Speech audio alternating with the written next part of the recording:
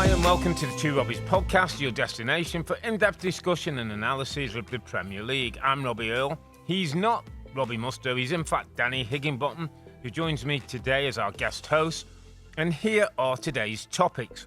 Tottenham faced a bruised Manchester United side and came away with a 1-0 win that slightly lifts hopes around Ange Postecoglou's side and leaves Ruben Amorim feeling glum. Liverpool survive a nervy second half in a 2-1 win against Wolves to hang on to their 7-point lead at the top of the table.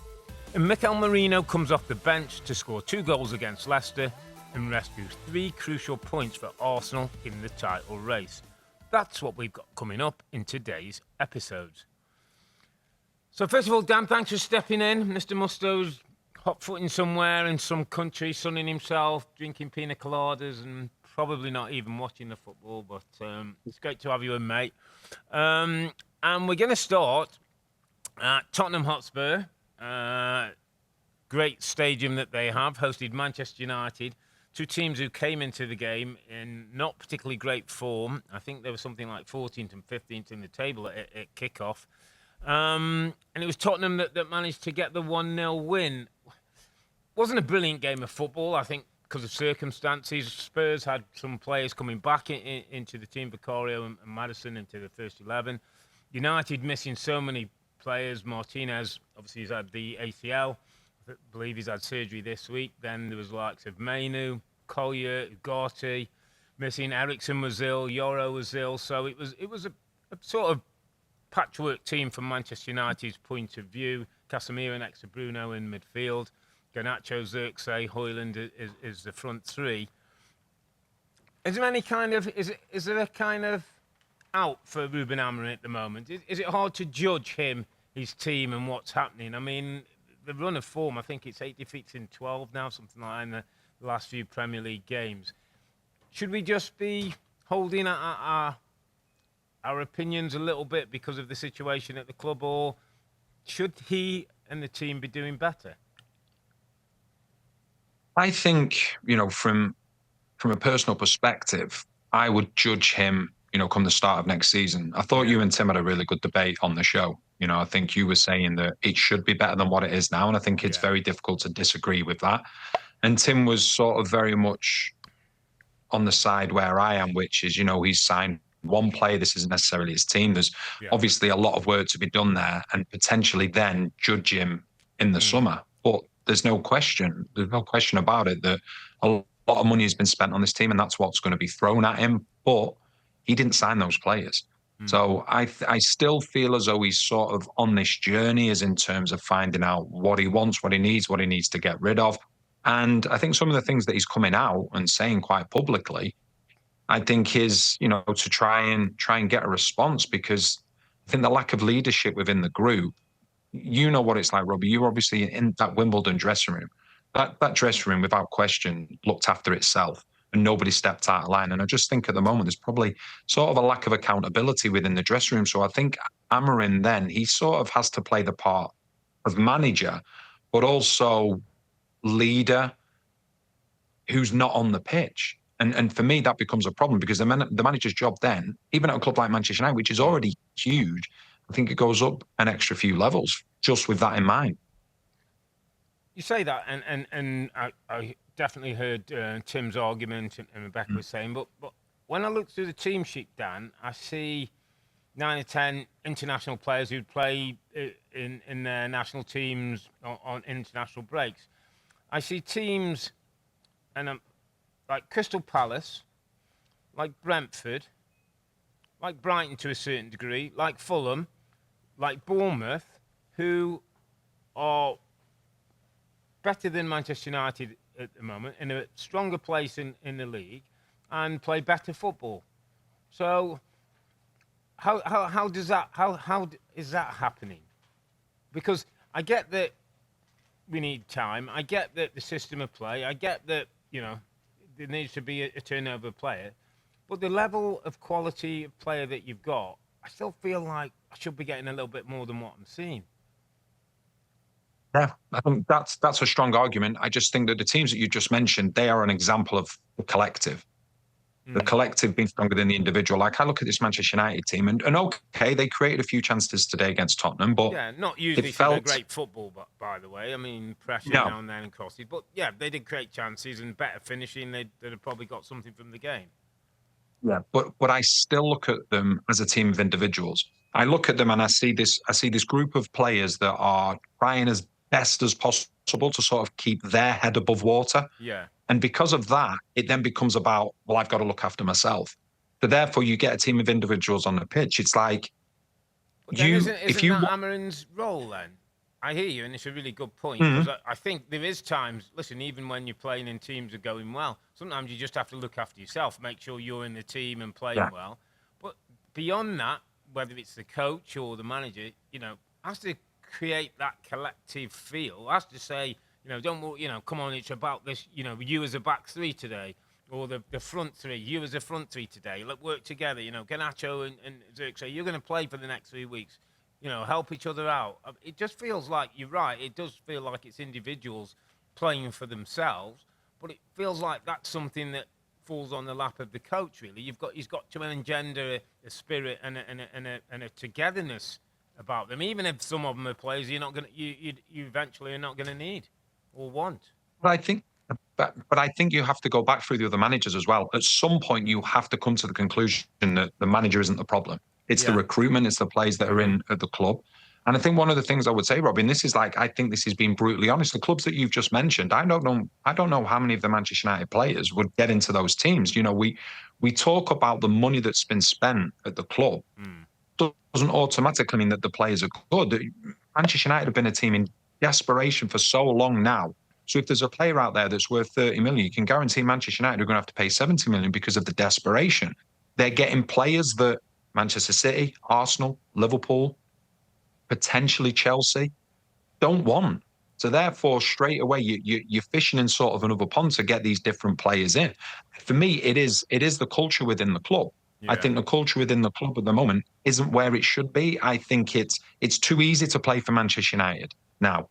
It always used to be, from the outside looking in, and when I was growing up there, it took a lot to play for that club in terms of the mentality side and things like that. And I think what's happened in recent seasons, the easy get out has been, it's Solskjaer's fault, it's Ten Hag's fault, it's Mourinho's fault, it's, Van Gaal's fault. Well, at some point, and this is where I think Amarim has been clever. I think he's looked at it and gone, right, okay. What did previous managers do? Well, whatever previous managers did, good, bad, or indifferent, I've got to do things differently. I've got to make the players more accountable, or otherwise he's going to go the same way. So I just think he's in that process at the moment of figuring everything out. There was a great shot of him today. He was sitting on the side of the pitch. He was looking down, and at first I thought, has he got an iPad or something? Apparently he was staring into the floor, and it made me think, he'll get home tonight, might have a glass of red wine, sit down, think to himself. I kind of wonder in his head, Dan, where's he at with this job, with the prospects of the future? Where does he think things are going to turn? Tim's argument, and I get it, that, we shouldn't really judge him till the end of the season, till recruitment comes, till we see some changes. As a young manager who's come in with obviously ambitions and ideas and ways he wants to play and players he wants, do you think he's say regretting the job, but having second thoughts? Is he second guessing himself? I thought the shot of him looking down was really telling today, almost like, wow, this is big. I've got a real big task on here today at this football club. I think it's one of those ones, Robbie, where manager goes to the club and no matter the expectations that they have of how big a club is, how much is going on at a football club, I really don't think it becomes apparent until you become the manager of the club. And I think that's what he's found. And I if we were talking here now and saying, right, okay, they just have to get things right on the pitch and get the right system and make sure everything's okay, and then everything will be rosy. Then that's one situation, but you have to change everything. You've got to change the whole culture of the club. You've got to change the way in which you're bringing players into the club, the type of play that you're bringing into the club, because so many players have come to Manchester United, and it's been like they just disappear. And I think we speak quite a lot on the show, and we talk about the price tag of players coming into the club, and so many players that have come into the club as in terms of the price tags being really, really high, they're set up to fail.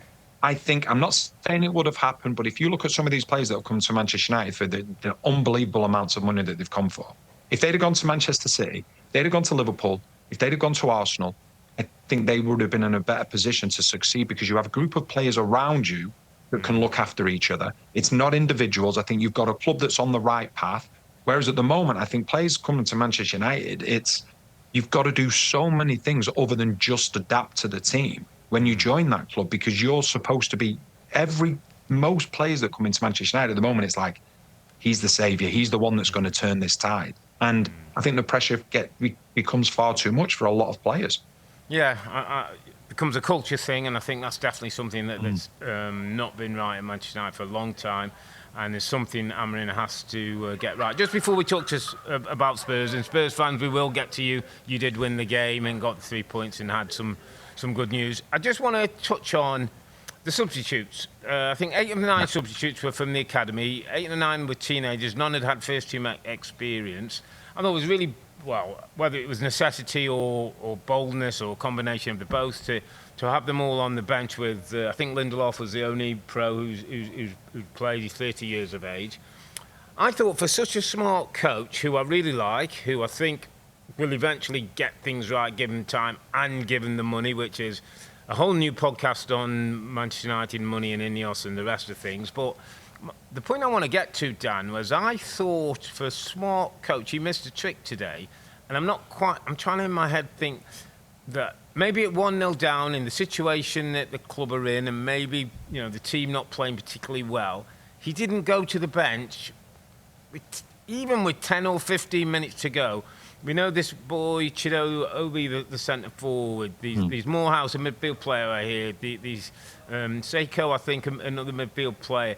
I just felt today, if Manchester United had lost 1-0, but 2 or 3 of those kids had come on and done a little something and been a bit bright and tried a little things, I just thought it would have put a whole different look and feel on the result. Now, again, he doesn't want to sacrifice a kid, and you don't want to put a kid in a situation where it's going to be negative for him and put them back. So I get that.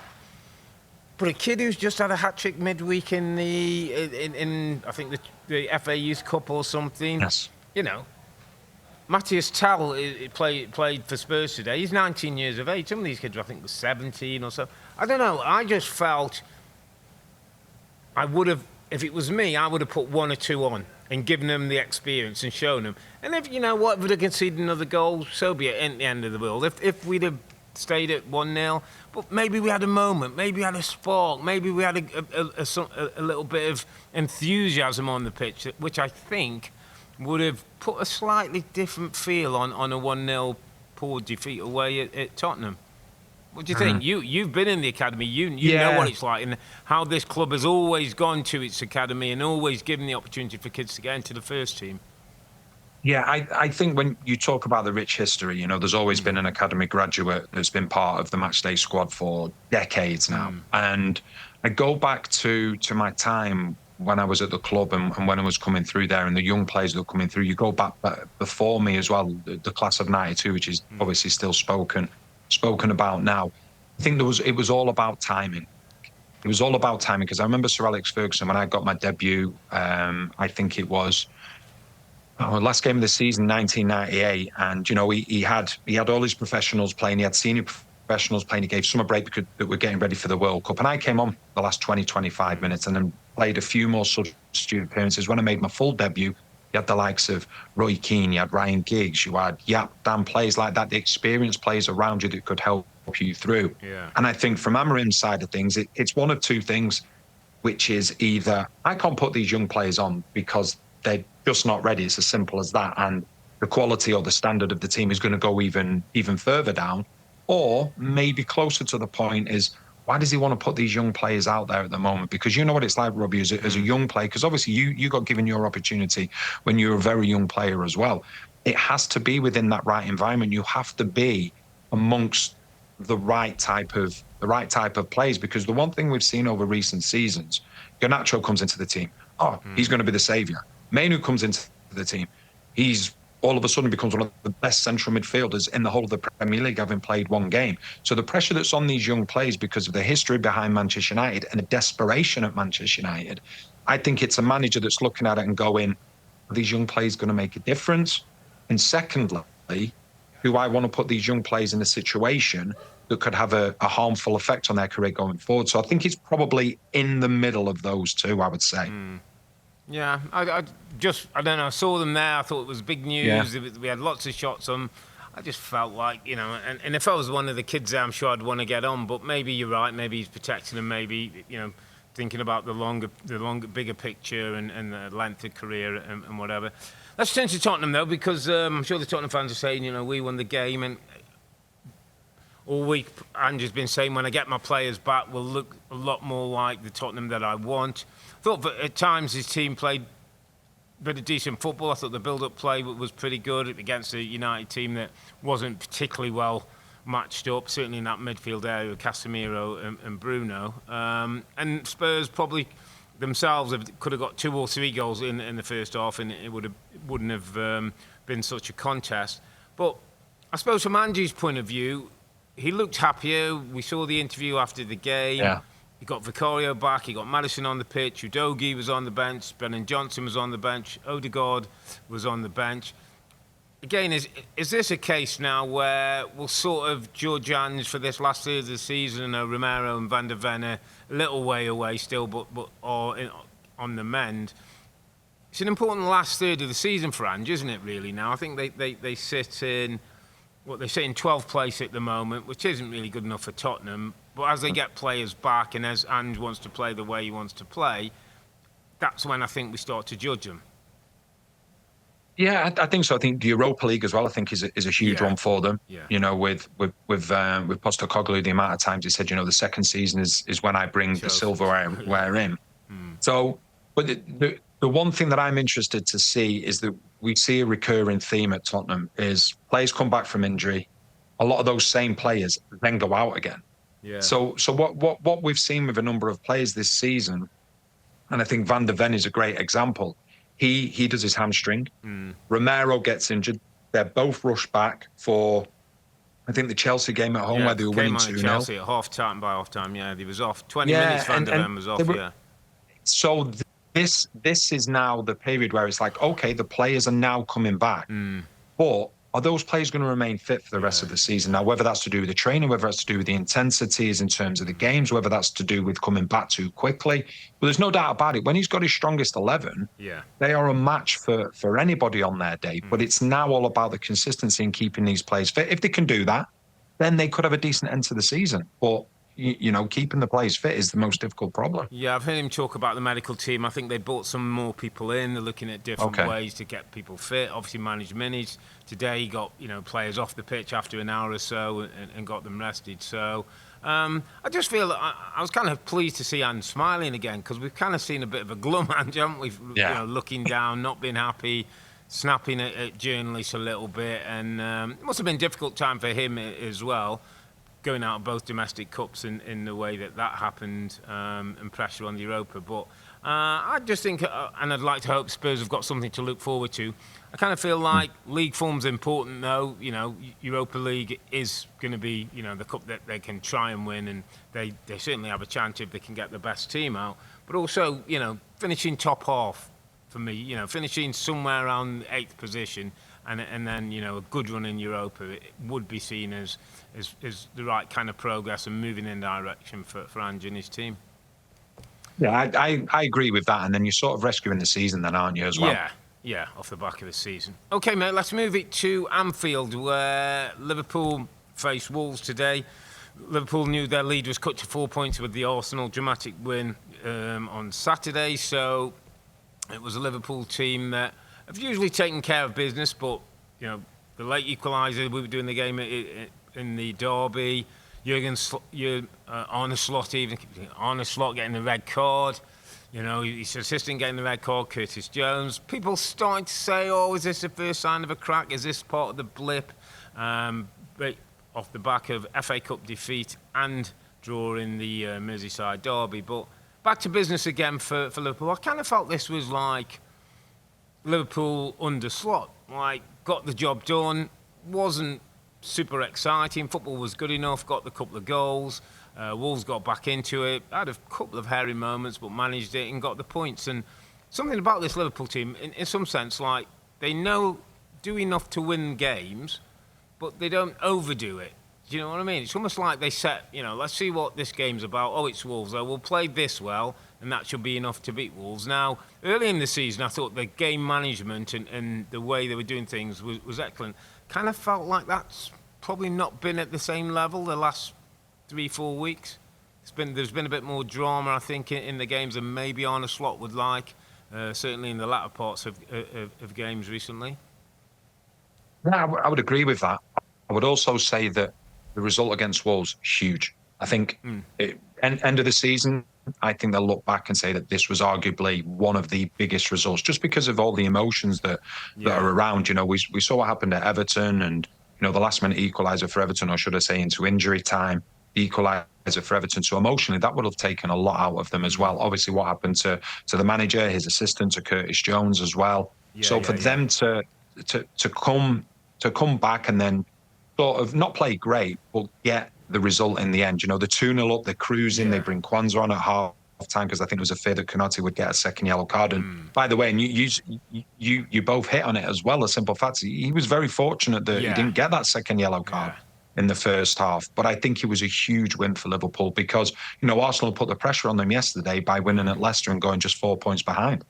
I see 3 games coming up for Liverpool. Next Wednesday, they go to Villa Park. Yeah. They've got Manchester City, I think that's away at City, and then home to Newcastle in the next 3 games, I believe. I think 9 points in those 3 games, pretty much nailed on. I can't see them then dropping enough points that would give, if they got a 9-point gap, that would give Arsenal. I think this next 3 games coming up is almost like the season for Liverpool. Yeah. I agree 100%. I think, like you say, they win those next 3, that's it. I think it's game over. I personally think that it's too much of a stretch now, even for Arsenal to catch them. But if they can go to Villa, get a win, Villa's home form has been good. Manchester City, they're having a little bit of a resurgence at the moment, and Newcastle as well. So if they can get 9 points, as you quite rightly say, I think that'll be job done. Just quickly on the Liverpool line. And back to us today in studio, is there any worry around, or at what point does the 3 players out of contract have come into play between now and the end of the season? We know that Liverpool got Premier League and Champions League and a League Cup final to play. At some point, with contracts running out, if these players are going to stay, when are we going to hear about it? If they're not going to stay, are we going to hear about that as well, or when does that come up? Does that play a part? I'm of the feeling that Van Dijk and Salah, I think, might be close to doing something, or could be agreed, and that they're holding it back. Trent Alexander-Arnold, I think, is a different case, and I think that one might be something that they're having to live with and manage the media around him, that he might be leaving. But I can't see how, one, you would allow Salah to go, 23 goals, 14 assists, you just don't replace that. And Van Dijk, who was again magnificent, and when it was red hot at Goodison the other night, he was the calmest person on the pitch, including the manager and the Liverpool staff. So I just think those 2 are so key to Liverpool. Not that Trent Alexander-Arnold is not a great player, but I sense Trent going, and whether there'll be some kind of an announcement before the end of the season. I see the other 2 signing for me. How do you see the 3 of them? Yeah, I agree with that. I think Trent Alexander-Arnold, obviously, he's homegrown, he's a local lad, and you think that may mean a little bit more, but you've not really heard anything that would suggest that he's staying. There's a little bit more that you hear about Van Dijk and about Salah, and those 2 are in a different place than Trent Alexander-Arnold in terms of their careers. The only thing is from an individual, the contract isn't sorted. As much as you want to be, and as much as you are professional, in your back of your mind, you're always thinking to yourself, well, this is my last however many games it is at the club, if there's nothing that gets sorted out, that gets figured out. And that will play a part, I think. But what we've said previously, when you talk about dressing rooms, this Liverpool dressing room looks like it's a really, really strong dressing room. And I think Van Dijk, Salah, Trent Alexander-Arnold, they're big parts to play within that. So you would hope that the mentality side with that comes through and is fine. And, you know, it might be a situation where 2 of those 3, the contracts are in place. It's just not been announced yet. We don't know yet, but it's not affecting them at the moment. And long may that continue for them. Absolutely, yeah. Well, obviously, the backstory to Liverpool's successful season so far, obviously the 3 contracts that are up. Let's move it to Leicester City hosting Arsenal in the first game of the weekend. Pressure on Arsenal in some respect too.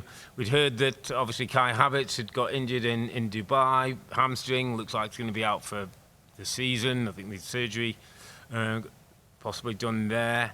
And everybody was wondering what the front line was going to look like. Waneri played off the right-hand side. Trossard played central. Raheem Sterling, I think we spoke about it actually on Friday night when we were working on this Chelsea-Brighton game and what that might look like, what the opportunities were. I've got to say, you were spot on with the form of Raheem Sterling, who it was almost painful to watch Raheem Sterling playing and trying to influence a game when I think mentally he's not particularly looking like he's in the greatest of place. He's lost a bit of confidence. He looks like he's lost a bit of pace, and he's lost a bit of the kind of swagger that you have to have as a top player. I think he was making some poor decisions based on he's not sure that his body can carry him, get him in the right places. And so, you know, with the first half of Arsenal struggling to get a goal and actually Leicester having a great chance to Ndidi, it was a big test for Mikel Arteta at half-time in that game because I think everybody knew if Arsenal didn't win that game, you could almost kiss goodbye to a title chase, at least, even if they are going to go close to Liverpool. Yeah, and I go back to the show that we did on Friday when we were previewing it, and I've got to give you credit because you were the one that mentioned Merino. You know, there was a lot of talk like during training. Yeah, he'd apparently been in position? training and he'd done a couple of training sessions and looked okay. And there was a talk that, you know, and Arteta mentioned it in his presser about Merino. And again, I think what people are saying is like he's a very similar profile to Havertz. He's a big guy, he's technically strong, good in the air. You know, you can play up to him and he'll hold the ball. And so I suppose in that way, it's easy being correct in hindsight, but it's a more natural fit and it looks a better fit for the team than certainly Trossard and Sterling in there, who it never quite connected with them. I mean, the threat really was Waneri on the right-hand side, who I have to say is an incredible talent. Yeah, he is. But I think when you're looking at this game against Leicester, and you have to bear in mind the opposition as well, is that you're going to play a team. You're playing a team that's you know trying to stay in the Premier League. Yeah. Arsenal are on another level to them. So what you have to do, and I've been in this position before, you have to give up a certain area of the pitch. So Leicester are like, okay, we'll give you the width. Yeah. We'll give you the width. You can put as many crosses as you want. And then with all the goodwill in the world, if you've got Trossard, if you've got Sterling, or if you've got Waneri, they're the lads that are going to be attacking the crosses that are going to come into the box. It becomes a problem. Yeah. And I think Arteta looked at that and went, right, okay, we have Merino, 6'2". Yes, he's the closest to Havertz that they've got. The players are comfortable in the way that Havertz plays. So bring a player that can play that type of style as a centre forward. But not just that, we can take advantage of the space that we've got out wide. And it's no surprise that both the goals he scored came from crosses. Yeah, for sure. I mean, it's one of those situations where it could be like whether luck or design. You know, Merino now till the end of the season might give them a whole different look. I just wanted to go back on Raheem Sterling because we talked a little bit about him on Friday, and you know, 30 years of age, you still feel, you know, when you see Jamie Vardy is 38 now for playing for Leicester and still flying around a football pitch. But for Raheem Sterling, who's won I think 4 titles and domestic cups and the likes, wasn't obviously part of the Champions League there, but has won so much and done so much in his career.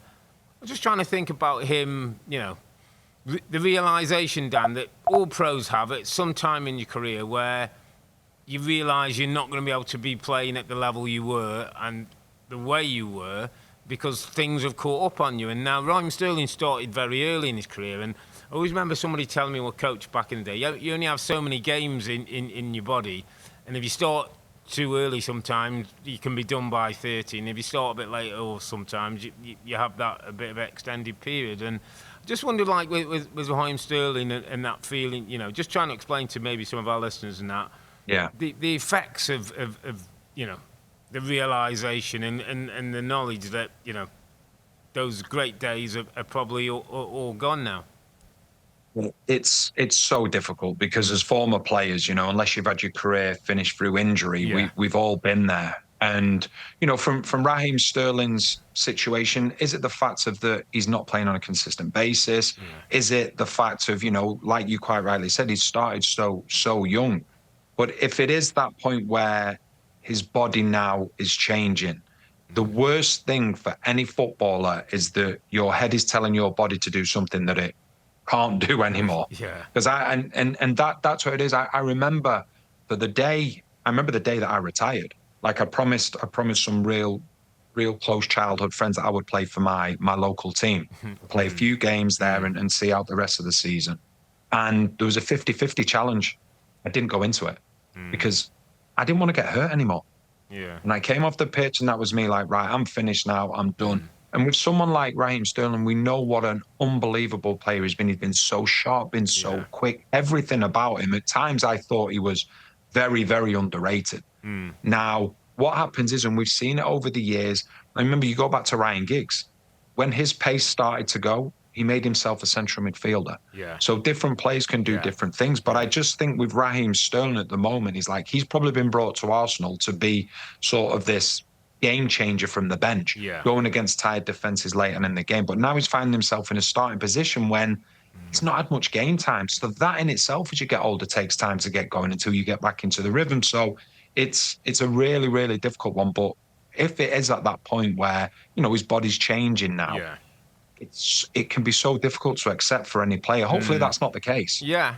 Listen, it may not be, and there may be 4, 5, 6 good years left of playing at the top level. But I just thought watching him and seeing him in his body movement, as you say, it wasn't an easy watch for him. It was a bit frustrating at times, and obviously, his face when he came off, and then Merino comes on, and I'm sure he's delighted that he's part of an Arsenal win, but not playing your part yourself, we all know, is one of those things. So listen, he may have a role to play off the bench. There still might be some high notes for Raheem Sterling on his career, but certainly a good day in the end for Arsenal, and maybe they found a striker. Maybe Mikel Merino saved them $70-80 million, which they would have spent on the window and the striker. But let's wait and see. But I heard Arteta after the game just saying like they're really enjoying the challenge, and it's their job to keep Liverpool honest. And I thought those were really two really honest, frank things to say. I mean, they've just got to keep going and hope.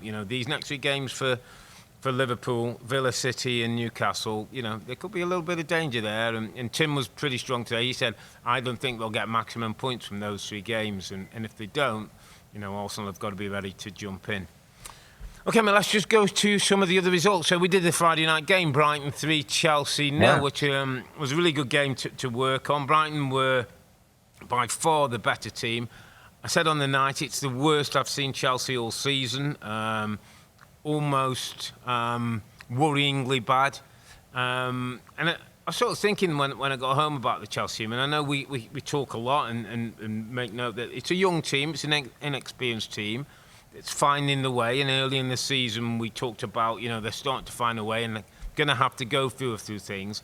But I thought this was one of those performances, Dan, where I would have been a bit alarmed if I was in charge, or I'd have been a bit alarmed if I was playing, because they didn't really turn up. They didn't really try and get back in the game. I couldn't see, at no point could I really see Chelsea's threat in the game. And still, they've got incredible talents all in the different parts of the pitch. I know some of it's young, and I know some of them have got to learn about the nuances of the game. But I thought it was a really disappointing night for Chelsea and Enzo Maresca. Yeah, it wasn't. The biggest concern for me was that they'd played Brighton 6 days previous in the FA Cup, and they struggled then. So we're waiting for the game to begin. Obviously, the 2 systems that the teams are going to play, but I'm thinking, right, what are Chelsea going to do different? Because they've got to play differently than what they did in the FA Cup, where, Brighton, okay, the game was 2-1, but it could have been more for Brighton. They didn't change anything. They did exactly the same thing. Like when Kung Fu's playing as a centre forward, he's dropping and getting in Cole Palmer's way. And is that a naivety from the young players, from the manager who wasn't able to adjust things? But I'm with you. That was without doubt, I think, Chelsea's worst performance of the season, and arguably for Brighton, especially defensively, they'd have been like, they probably could have taken their tops off and just hung them back up. Because they had so little to do. Yeah, everything was in front of them. I'm so there's. I'm sure you've had the same. Sorry, Dan, but I'm sure you've had the same, and it probably harks back to our first conversation at Manchester United and culture. And I was thinking about it like Chelsea in one of those days, and sometimes like, the state of the season now, Chelsea have got to be careful it doesn't drift. At one point, I think 8 weeks ago, they could have played Everton and gone top of the table. Now they're sitting in 6th in the table, and maybe 6th is somewhere where they should be, but because they've started so well and we've seen the good football, we kind of expect to know that that's the level.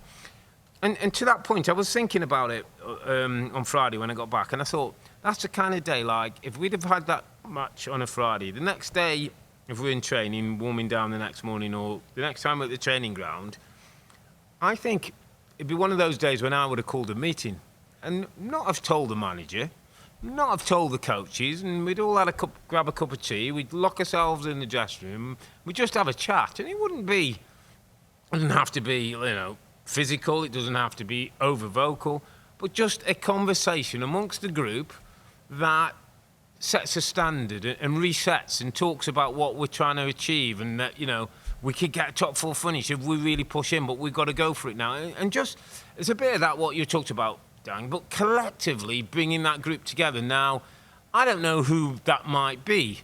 Is it a Reece James? Is it a Cole Palmer?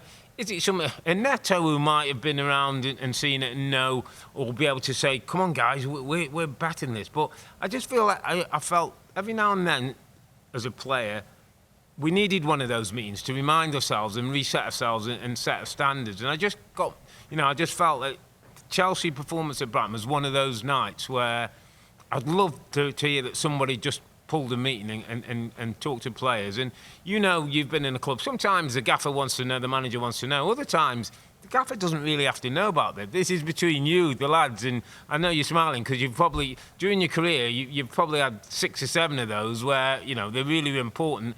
And I used to think they helped us. Yeah, they do. They help massively. And like you say, when people say, all right, all the lads are all going to get together and we're going to close the doors and have this meeting. Like you say, it doesn't have to be the angry ones. Yeah. Okay, there are some where it gets very heated, and quite rightly so. But other times it's just, just to try and figure things out. Yeah. But the problem that you have here with this Chelsea squad, and I go back to Alan Hansen, his famous quote years and years ago when he said, Manchester United, you'll never win anything with kids. Yeah. And he got a lot of criticism for that, but he was true. It was right. It was true what he said. It's not that the young players can't win titles, but it's who they're surrounded by. And within that young group at Manchester United that came through, you had the Bruces, you had the Pallisters, you had Cantonars, you had Roy Keanes and people like that, Paul Inces. And this Chelsea dressing room doesn't have that. So it's always brilliant when you see young players coming through. But it's like, I remember as I got older, so when I was younger, I wouldn't be the one calling the meetings. Yeah, I'd be the one going to the meetings, sitting told that we had to go to, that we had to go to meeting. But then as I got older, when I got to 27, 28, 29, then I'd had the experience and I had the know-how to actually call a meeting myself because I was one of the senior players. But the thing I would ask you, Robbie, when you look at that Chelsea squad at the moment, other than maybe the goalkeeper in Sanchez and maybe Tosin, who are the senior players that you'd look at and go, right, they could call a meeting? I think you say senior, and I would say senior inverted brackets. I don't think it always has to be the oldest player, the most experienced. I think a Cole Palmer could stand in that dressing room because of the respect he'd have and his value and quality to the group. I think he could do it. I think maybe didn't play, but a Nicholas Jackson, if he decided he wanted to do it, a Neto maybe on one side of the pitch. There's some others that might. Enzo possibly could do it. So I do get you, and it has to be usually it's a different personality and a certain type. But I don't necessarily think it always has to be the oldest, most experienced guy. It can be somebody else who just feels it and talks. And sometimes it's some of them last 10 minutes, some of them last an hour. But, it's sometimes just putting things out there so everybody knows, we reset and then we go again. And I just like to think that Chelsea may have somebody in the dressing room or may look to get somebody in the dressing room who can take that role, because that's where I feel they are now. I think they're at a bit of a crossroads in this season. Things could go either way for them. I mean, Europa Conference League is something they're in that, many have said, they could easily win with the quality of squad. Would that really be the level that they're talking about, even though it's winning a trophy? Champions League is really, I think, the minimum that they're looking for, and that means that this year a top 5 spot. Yeah. So, and when you're talking about the younger players, I think one of the big things is that, and the reason I say about the young players not having that game management side of things is because it all comes from experience. Chelsea have got some unbelievable players, incredible players that are going to go on to be, I think some are going to go on to be world class. But in order to have that experience, that comes through the amount of games you're playing, the ups and downs that you're having. And I just think that's where they're a little bit lost at the moment. It's like they take the lead and it's like, right, what do we do now? Do we go to extend the lead or do we have what we hold? And I think that that's something you can go and get the best young players in the world, but one thing you can't buy is experience. And the one thing I would say about Chelsea is they don't look as though they're going to be changing their their philosophies in terms of when it comes to bringing players in. No, for sure. But it's something they're going to have to do, obviously, as well. It's a youngish manager, his first rodeo in the Premier League. He's had 1 year at Leicester and 8 months at Chelsea. So very young in his career. But, we'll see how Chelsea go and can they find one of those top 5 spots that might bring them Champions League football next season. A team who are also looking for Champions League, and if they don't win it, which might be difficult after being 3-2 down to Real Madrid, they go to Real Madrid this week for the second leg. That's Manchester City, hosted Newcastle, and I'd have to say, set themselves up for the second leg of that Madrid win with a 4-0 win against a Newcastle team that have been pretty good form themselves. They were talking of this game being Beauty and the Beast, beauty of Haaland, the beast of Haaland and the beauty of Alexander Isak as a contrast in two strikers. But it was Omar Marmoush who stole the headlines. New signing from Frankfurt for Manchester City. Hat-trick in 14 minutes, 19 minutes, 24, 33 minutes first half hat-trick. I think he's going to be a really interesting player for Manchester. Gives them a different option. Really dynamic over the ground, covers the ground well. He's a good finisher. Looked like he's settled well into the group, and that and the McAtee late goal, 84 minutes, was enough to give Manchester City a good 4-0 win. And almost you felt like City needed that. I mean, rarely we'd say City needed a result, but a few goals, a clean sheet, not too much drama. It was almost, a perfect City day. Yeah, it was. And I think one of the things that's gone unnoticed as well, Robbie, is the players that they signed in January. I think there was eight players that started against Newcastle, were 26 or under. And obviously, I know all of those aren't new signings, but you've got like Kuchanov, Gonzalez, Savinho's obviously a recent signing, Marmoush, you've just mentioned as well. So, from Manchester City side of things, they've gone from a team which, I've said openly for a few months now has been incredible, but he's getting towards the end of that era. Yeah. And all of a sudden, they bring players in January, and you're like, wow, now the energy's back in the team, the pace is back in the team. And they just look so good from back to front, not afraid to go a little bit longer at times as well. Marmoush loves to drive in behind, which we saw from the goals. So, they'll be quietly confident that they could potentially go to Real Madrid and ask a few questions, because the first leg I thought was magnificent, and I expect the second leg to be the same. There was a little bit of a scare with Erling Haaland. Don't know if you saw it. So from the first corner flick, he lands awkwardly that he flicks for McAtee on 84 minutes. And 85 minutes, he's closing the defender, and he kind of looks like he buckles his knee a little bit, goes down. But we did get a few reports after. The medical team are saying he's fine, he's walking freely, and he'll absolutely be fine for Wednesday. So Manchester City fans, hopefully, will see Haaland lining up in what's going to be a great game. And these certain must-watch games in Champions League. Real Madrid at home to Manchester City, 3-2 up. The first goal in that game is everything in some respects. Real Madrid get it. I can't see City being able to get 3 goals. If City get it, it's game on. And in the form they're in, you'd never bet against them in Pep, and so it was an important win, the 4-0 win for Newcastle, because it keeps them up towards the top four, which they might need to qualify for a Champions League spot if they don't win the thing. So good day for City, good day for Pep, good day for Marmouche, his first hat-trick for the Blues. Let's go to a few other results. Fulham 2, Nottingham Forest 1. Two of the sort of surprise teams of the season. Nottingham Forest were in third place. A little surprising, Forest weren't quite at their best as they were, but I don't think we give enough credit to Fulham at times and the job Marco Silva does with this team. Forest build-up is generally, when I've seen, based on getting behind the ball, being well set up, and almost waiting for the opposition to mess up with the ball, to not play. And then we get a turnover, and then they're going to use the pace of Elanga or Hudson-Odoi, and Chris Wood's going to finish. That's kind of the prototype of a Forest victory.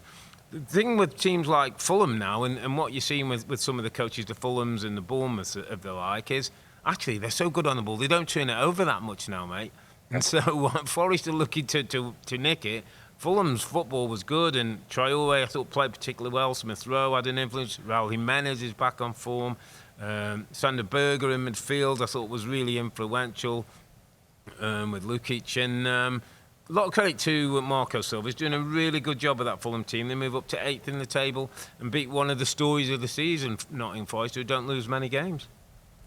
I thought Fulham were brilliant. They were well worthy of the result they got. The way they started their game, the way they asked the questions of Forest, and I think you make a really good point with Forest style. I think if you were to look at near enough every one of Nottingham Forest goals this season, maybe take out some of the Brighton goals, commentators probably would have said after the goal's been scored, "Oh, Forest have scored against the run of play," because that's how it looks, that's how it's perceived. But that's not the way that it is. But what I love about Fulham, and you mentioned him, Traore. I think Traore has always had, everyone's looked at him and thought, right, okay, if he can get his end product right, there is an incredible player here.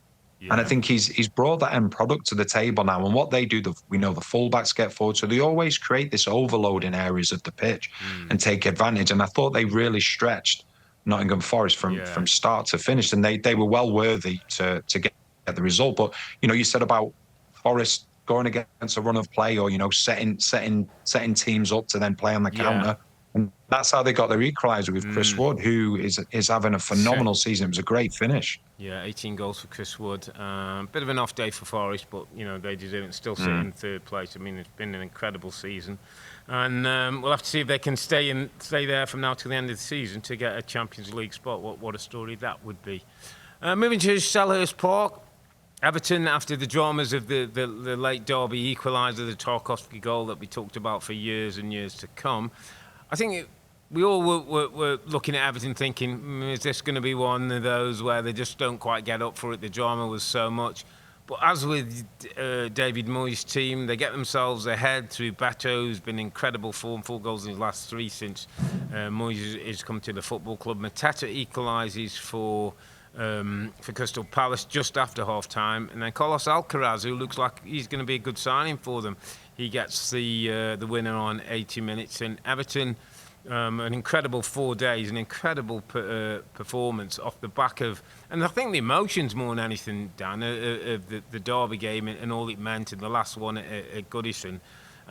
David Moyes, what they're calling the Moyes at the moment. I mean, it's incredible what he's doing at this football club, and he's almost like giving them their identity back. They're back to be, his fingerprints were all over this game. Tough to break down, durable, stuck in when they needed to. When the football wasn't great, they made sure they didn't score, and then they break out, get themselves a winner, and get themselves the 3 points. Yeah, and I think the thing that he's done, I think whenever we talk about Everton, we're like, defensively they're sound, they're strong. Yeah. It's scoring goals. Scoring goals has been the problem, and that was the issue under Sean Dyche. It's defensively they were very, very good, but they couldn't score goals. And I think what David Moyes has managed to do is he's actually managed to give them a greater balance, which is, okay, we may give away a few more chances, but that's going to enable us to commit more men forward, create more problems going forward, ask more questions going forward. And that's been the key to it. But it's David Moyes is he's unbelievable. I don't think he's got the credit that he's deserved over the years. Obviously, what he did at West Ham, what he previously did at Everton, then he went to Manchester United for a while. But he's just gone in there and I think he's looked in and thought, right, okay, the way we're going to get ourselves out of the situation that we're in, defensively we're strong. Yeah. How can we keep defensively strong whilst also asking a few more questions of the opposition? And that's what he's managed to do. And I think he's done that by saying, right, okay, if we concede 1 or 2 more goals, it's not too big an issue. As long as we're scoring and creating opportunities, and that's what he's done, and he's got the balance perfect at the moment. Yeah, and I'm hearing stories of the man management and the arm round Beto and the talking to him and the getting the best out of him. When this was a player who looked like he was on the way out. Couldn't find the net for love nor money, and all of a sudden is looking apart. So yeah, great credit to David Moyes and his staff and what they've done, and great end to the finish for the season for Everton, who moving to this new stadium that we all know, and not having to worry too much about relegation. It was just under Dyche, you always felt like it was going to be a bit close. They'd be okay, but it was going to be a bit close. But with David Moyes and the way they're going, was it 30 points? They're a point above Manchester United. How about that for unbelievable David Moyes in Everton? Incredible. Yeah. Last couple of games, and Villa won, Ipswich won. Liam Delap with another super goal for Ipswich, despite Twanzebe being sent off in the first half. Ollie Watkins pulled one back for Villa in a 1-1 draw. Southampton won, Bournemouth 3. No surprise, Southampton, another defeat for them, although Tara Christie with the first 2 goals. Sulemana got one back, and Tavernier smashed one in for a Bournemouth team that are going very, very nicely, sitting 5th in the table. And West Ham 0, Brentford 1. Sade with the goal. Things not quite going to plan with Graham Potter, and maybe the West Ham fans are going to have to be a little bit patient to see the Potter way and the kind of football Potter ball that we saw at Brighton coming through. Never, it's a club that's David Moyes has set the standard for, and I think the fans want that and a bit more better football from Graham Potter. So it's not going to be an easy job, but one that I still think they've got the right man. Listen, Dan, that wraps it up for this weekend. Thanks so much for joining us. Pleasure to have you, other than that Mustoe fella. But that wraps it up. Where is he? Yeah, I don't.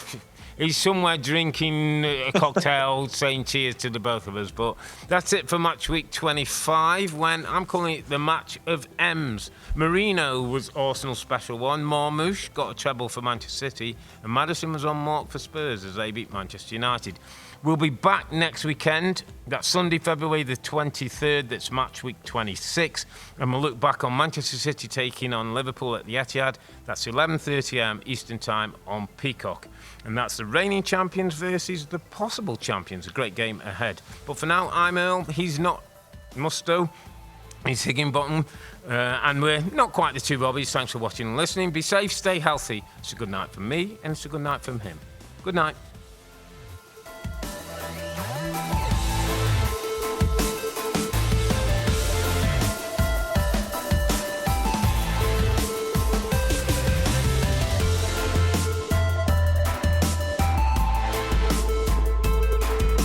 Hi, I'm Rebecca Lowe, and as we head towards the end of an exciting Premier League season, make sure you like and subscribe on the NBC Sports YouTube channel for more content like this.